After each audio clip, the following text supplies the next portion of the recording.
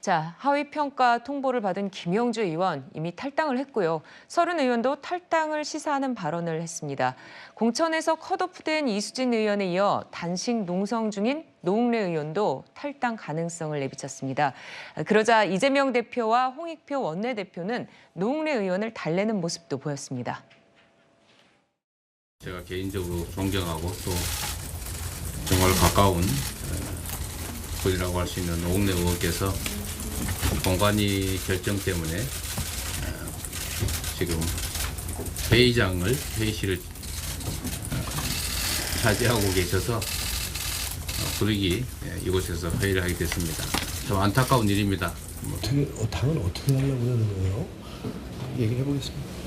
나를 때리잡아도 좋은데 그래도 요건은 요식 절차는 맞춰서 해야지 통복할 수 있게끔. 자, 이재명 대표 노웅래 의원과 30여 분 따로 면담도 가졌다고 하고 정청래 최고위원도 8년 전 자신도 컷오프됐다며 함께하자 이런 메시지를 냈습니다. 이렇게 되면은 김수민 평론가께서는 연쇄 탈당을 좀 막을 수 있는 장치가 될 수 있을까 이렇게 보십니까? 일단 이제 노웅래 의원 같은 경우는 다른 의원들하고는 많이 분리가 되는 것 같아요. 일반 네. 국민들의 좀 다수가 보기에도 물론 제가 이걸 뭐 구체적인 근거를 댈 수는 없겠지만 일단 상식적으로 봤을 때는 이제 한때 체포동의안 대상이 됐던 의원이기도 하고 물론 이분이 진짜 사법적으로 유죄인지는 앞으로 가려봐야 될 문제겠지만 의혹을 해소하는 데는 또 실패했던 그렇기 때문에 당에도 정치적인 부담을 많이 안긴 의원입니다, 사실. 그래서 노웅래 의원이 택할 수 있는 두 가지의 선택지가 있었는데 하나는 본인이 억울하지만 사법부 판결을 통해서 털고 돌아오겠다. 다만 당에 누를 끼치지 않기 위해서 자진해서 불출마하겠다라고 하는 이런 선언을 다선 의원으로서 먼저 하는 것이 하나의 방법이었고 또 다른 방법은 체포동의안이 부결이 됐는데 그때 가결시켜달라. 내가 구속영장 심사에서 기각을 시키겠다라고 했었어야 되는 거 아닌가. 두 가지 길을 다 놓치신 결과라고 보여지고 국민들도 노웅래 의원을 민주당이 공천하는 건 당연히 부담이 될 수밖에 없지 않겠느냐 이렇게 평가를 하실 것 같습니다. 다만 이제 문제는 하위 20%에 저 사람이 왜 들어갔지라고 싶은 그런 의원들이 또 들어가 있는 것이고 저는 이 문제 이제 뭐 이재명 대표에 대해서 불출마를 요구하는 그런 당 안팎의 얘기도 있지만 사실 가장 중요한 거는 지금까지 계속 논란이 되고 있는 하위 20%의 선정 기준과 과정 이거거든요. 결국에는 민주당이 이런 이탈 같은 것들을 막아내려면 저는 제 개인 의견입니다만 하위 20% 선정 취소해야 된다. 새로 기준을 만들어서 다시 진행하는 것밖에는 방법이 없다라는 말씀을 좀 드립니다. 네, 하위 20%를 취소해야 한다는 말씀까지 해주셨는데 근데 노웅래 의원은 형평성 논란에 대해서 얘기하고 있지 않습니까? 여기에 대해서는 좀 어떻게 보십니까? 좀 이재명 대표 입장에서 좀 아픈 구석일 수 있어요. 그러니까 이 대표도 본인도 걸려 있는 거 아니냐라는 얘기를 노웅래 의원이 하시는 거거든요. 근데 다만 노웅래 의원 또 알고 계셔야 될 것은 남 얘기를 한다고 해서 본인 문제가 덮이는 건 아니다라고 하는 겁니다. 국민들은 그렇게 생각하시는 국민들도 계실 거예요. 이재명 대표가 노웅래를 잘라낼 자격이 있나? 이렇게 생각하시는 국민도 계시겠지만 그렇다고 해서 그럼 둘 다 살려야 된다. 이렇게 결론이 나는 건 아니거든요. 그럼 민주당도 조금이라도 더 해보려면 노웅래 의원 정도는 컷오프가 돼야 되는 거 아니냐. 이렇게 또 생각하실 지지자분들도 꽤 계실 거기 때문에 그럼 노웅래 의원이 만약에 이제 뜻을 굽히지 않는다고 했을 때는 본인의 의혹이라든지 여기에 대해서 더 잘 설명하는 것밖에는 방법이 없지 않겠느냐. 이 대표에 대해서 뭐 같이 이렇게 엮어가는 이런 세팅으로는 안 되지 않을까 이렇게 봅니다. 네. 자, 그런데 이런 상황에서요. 판사 출신의 탈당한 이수진 의원은요. 이재명 대표의 사법 리스크를 다시 얘기하고 나왔습니다. 이현정 의원님, 민주당이 좀 난감하지 않을까요? 그렇죠. 왜냐하면 이수진 의원은 이제 판사 출신인데다가 또 철험회라고 해서 강성 이제 이재명 대표 지지그룹의 멤버였습니다. 네. 그러다가 이제 지금 본인이 컷오프 되자 이제 여러 가지 지금 이야기를 하고 있는데요. 오늘은 보니까 아주 뭐 센 이야기를 했더라고 SNS에. 이재명 대표 주변에 있는 사람들이 극단적인 선택을 한 이유를 이제서야 알겠다라는 이야기를 올렸어요. 왜냐하면 본인한테 엄청난 지금 문자 폭탄이 쏟아지고 있다고 합니다. 자, 그래서 이걸 정말 견딜 수가 없다라고 해서 왜 그들이 그랬는지에 대한 이유를 이야기를 하고 특히 또 주목되는 것은 내가 백현동 판결문을 보니까 이재명 대표가 이게 빠져나갈 수 없겠구나라는 걸 이제 느꼈다는 거예요. 물론 뭐 저희들이 이전부터 다 그런 이야기를 했습니다만은 특히 이제 본인이 판사 출신이기 때문에 판사다 보니까 그 판결문에 보면 특히 이제 김인섭 씨가 당시에 정진상, 이재명 이 사람들의 어떤 인적 관계 이거를 이제 해서 허가를 받아냈다 이런 내용들이 있거든요. 네. 그러니까 이재명 대표 본인이 주장하듯이 국토부의 협박에 따라서 인허가를 내준 게 아니라 백현동은 결국은 인적인 어떤 네트워크에서 이루어졌다. 그 책임자가 이재명 대표다라는 이야기였거든요. 그러니까 그런 면에서 보면 아마 이수진 의원은 이 공격을 여러 가지 지금 뭐 계속할 태세인 것 같습니다.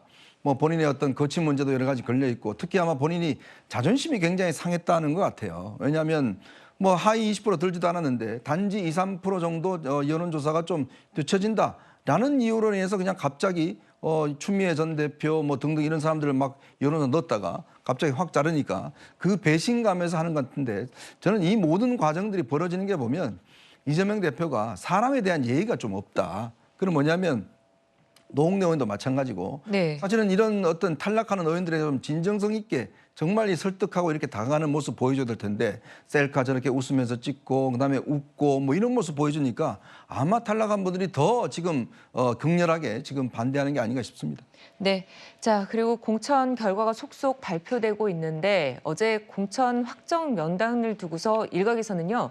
친명은 대거 단수 공천되고 비명은 경선 행위라 이렇게 평가를 했습니다. 최진봉 교수님은 여기에 대해서 어떻게 보십니까? 저는 거기엔 동의하지 않습니다. 왜냐하면 어제 단수 공천된 분들 중에 윤건영 의원도 있고요. 네. 진선미 의원도 계시고요. 그리고 한정희 의원도 있고 정태 의원도 있어요. 그러니까 이제 숫자적으로 보면 뭐 진성준 의원을 친명으로 분류하는 분도 있던데 모르겠어요. 그거는. 그러니까 본인이 지금 현재 친명과 비명이라는 기준 자체를 뭘로 잡는지도 제가 잘 모르겠어요. 예를 들면 친명이라 하면 예를 들면 성남이나 경기도에 있을 때부터 친하게 지냈던 분들인 것인지 아니면 최근에 와서 본인이 이재명 대표가 가깝다고 얘기하는 걸 얘기하는 건지 그럼 제가 볼 때는 거의 대부분의 민주당 의원들은 이재명 대표가 가깝다고 다 얘기하세요. 요즘은. 네. 그러니까 그거를 기준 자체를 뭘로 잡냐가 대단히 중요할 텐데 예를 들면 친문이라고 하면 그럼 문재인 정부 때 일했던 분들이냐 그럼 그중에 일부도 또 뭐 이재명 대표 지지 쪽으로 돌아온 분도 계시고 이래요. 그러니까 이거를 이게 친문이냐 친명이냐 비명이냐 이렇게 가르는 기준 자체도 애매하고 네. 지금 뭐 화면에 나오는 것처럼 저런 분들 다 공천받고 저분들뿐만 아니에요. 예를 들면 뭐 허영 의원도 있고 그다음에 뭐 박정 의원도 있고 많습니다. 그러니까 이게 뭐 친명은 무조건 공천되고 비명은 다 안 된다. 어제도 보니까 뭐 그 컷오프 된 사람 중에 뭐 예를 들어서 친명이라고 얘기하시는 많은 분들 컷오프 된 분도 있어요. 제가 여기서 뭐 양희원 의원도 있고요. 또는 뭐 임세은 전 부대변인도 있고요. 그래서 그게 친명 비명 때문에 저렇게 됐다고 일률적으로 얘기하시는 건 저는 바람직하지 않다고 생각해요. 그래서 이거는 그러니까 경쟁력 조사라든지 아니면 여러 가지 평가의 기준에서 공간이가 하는 것이지 친명이기 때문에 단수 공천하고 비명이기 때문에 다 경선 간다. 이렇게 일률적으로 평가할 수 있는 내용이 아니라고 생각합니다. 네. 그리고 또 최근에 이슈가 되고 있는 부분도 있습니다. 인재근 의원이 불출마하면서 전략공천 지역구가 된 도봉갑에 당 상근 부대변이죠. YTN 앵커 출신의 안기령 부대변인의 과거 발언이 재조명이 되고 있습니다. 지난해 동아일보 유튜브에 출연해서 이런 얘기를 했습니다. 외모 이상형, 이재명 대 문재인. 하나, 둘, 셋. 이재명. 이재명 대 조국. 하나, 둘, 셋. 이재명. 이재명 대 차은우. 하나, 둘, 셋. 이재명. 아, 이건 아니다, 진짜. 네, 대표적으로 팬덤 정치를 얘기하면서 나온 얘기인데요. 자, 박상규 위원께서는 어떻게 보셨습니까? 진행하는 분들 웃잖아요. 세 번째. 이재명 대 차은우. 뭐 이재명으로 세 번째 나오니까 다 웃잖아. 이건 아니다. 그러니까 저는 개인적으로는 뭐 그럴 수도 있고 아닐 수도 있어요. 예. 안규령 전 앵커가 나는 뭐 일관되게 내 이상형이 이재명 이게 정치적인 평가죠, 물론. 근데 저게 예능적 질문이거든요. 그랬을 때 이제 외모 평가 같은 것도 한 건데 차은우 씨가 누굽니까? 좀 그 여러 가지 평가 여기에서 뭐 예능적인 평가를 하자는 게 아니라 아무튼 이 정도로 초지일관이다. 제가 어떤 게 생각나냐면 이걸 보면서 조수진 의원이 고민정 의원에게 과거 이런 말을 한 적이 있어요. 조선시대 후궁 같다. 뭐 바로 사과도 했고 그 논란이 있어서 그게 한참 시끄러웠지 않습니까? 네. 어떻게 평가하실지는 각자의 몫이겠지만 그 정도로 일편단심이에요. 자, 여기 대진표가 재밌습니다. 안규령 후보 대 국민의힘에서는 김재섭 후보가 지금 싸우게 돼 있잖아요. 네. 그래서 이제 1980년대생 남녀 대결이 펼쳐지고 둘 다 아주 차세대의 정치인으로 각광을 받고 있어요. 그래서 과연 도봉갑 주민들이 안규령 전 앵커 같은 경우에는 그 도봉갑에 큰 연고는 없는 걸로 알고 있고 김재섭 후보는 상당히 오랫동안 표밭을 갈고 다져온 그런 후보인데 예. 과연 어떻게 그 결과가 될지 흥미를 벌써부터 끌고 있더라고요. 네. 저는 저런 것을 이제 다시 돌이켜 보면서 정말 저 정도 해야 공천 받는구나 이런 얘기가 많이 지금 돌고 있다는 생각을 해봤습니다. 네, 이현정희님, 당 안팎에서는요 이재명 대표가 불출마를 하면 좀 나아지지 않을까 이런 얘기도 나오던데요. 가능할까요? 뭐 그런 지금 해법들이 나오고 있죠. 왜냐하면 이제 이 모든 문제가 결국은 이제 이재명 대표가 이번 총선을 통해서 완전한 이재명의 민주당으로 만들겠다. 이제 그런 어떤 의도 속에서 공천하는 게 아니냐. 왜냐하면 예전에 이제 김대중 대통령, 노무현 대통령 제가 쭉 출입하면서 이 공천 과정을 지켜봤습니다. 네. 근데 항상 이 룰이 있어요. 7대3 룰이 있습니다. 왜냐하면 주류 7, 비주류 3.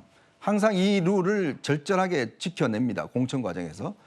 그래서 제가 옛날에 김대중 대통령한테 그런 이야기를 물었더니 당에서 항상 이런 견제 세력이 있어야지만이 그 당이 기본적으로 건강하게 갈 수가 있다. 예. 그래서 뭐 아시겠지만 돌아가신 이제 훈홍 김상현 의원 같은 경우에 예전에 김대중 대통령이 꼭 공천을 줬습니다.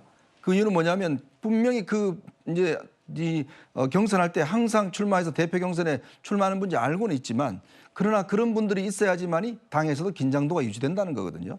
근데 이런 전통을 지금 이재명 대표가 깨버린 거예요.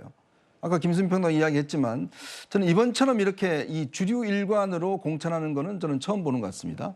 아까 뭐 친명, 비명 가르는 게 뭐 기준이 뭔지 모르겠다고 이야기하시는데 대충 보면 우리가 압니다. 이게 뭐가 뭔지는.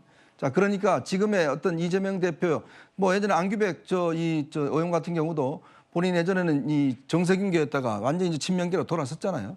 이제 그런 등등을 이유로 들어보면 정말 자신에게 열심히 충성해서 방탄 역할을 할 수 있는 사람들, 그 사람들로 사실 이번에 당을 만들어내기 때문에 그런다면 이게 지금 분란과 어떤 면에서 당의 어떤 분열 이게 뭐 막을 수가 없습니다. 그 유일한 방법은 불출마인데 근데 문제는 이 출발점이 결국 본인의 출마이기 때문에 저는 뭐 절대 그런 일은 없을 거라 봅니다.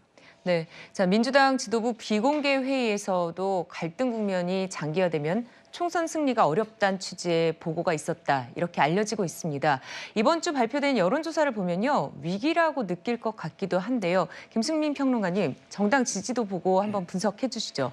네, 일단은 이 여론조사라는 거는 기관이라든지 또 실시 방법이라든지 여기에 따라서 다소 엇갈리게 나타나는 그런 경향이 있었긴 한데요. 근데 최근에 보면은 여론조사에서 뭐 전화면접이든 ARS든 간에 좀 어느 정도 나타나는 흐름은 이제 국민의힘 지지율이 안착하는 상황에 있다라는 것은 분명해 보입니다. 물론 저는 이제 지금 화면에 보시는 39대 31 정도는 아주 큰 격차는 아니고 또 요동이 칠 수도 있다라고는 보지만 국민의힘이 이제 보통 이번 총선에서 불리할 것이다라고 하는 게 시민들 그리고 뭐 저 같은 평론가들의 중론이었습니다만 그 구도는 조금씩 바뀌고 있고 적어도 작년 10월 재보궐선거 이후에 형성됐던 민주당 우위의 구도는 끝났다. 이제 뭐 저는 팽팽할 것이라고 봐요. 현재 국민의힘이 너끈하게 앞서가고 있다기보다는 팽팽할 것이라고 보는데, 근데 이제 사실 지금 민주당에서 있는 이 공천 잡음에 대해서는 이제 민주당 지지층에서도 상당히 또 동요라든지 반향이 있을 것으로 보여요. 그렇기 때문에 그게 또 더 반영되어 봐야 또 알 수 있는 부분일 테고,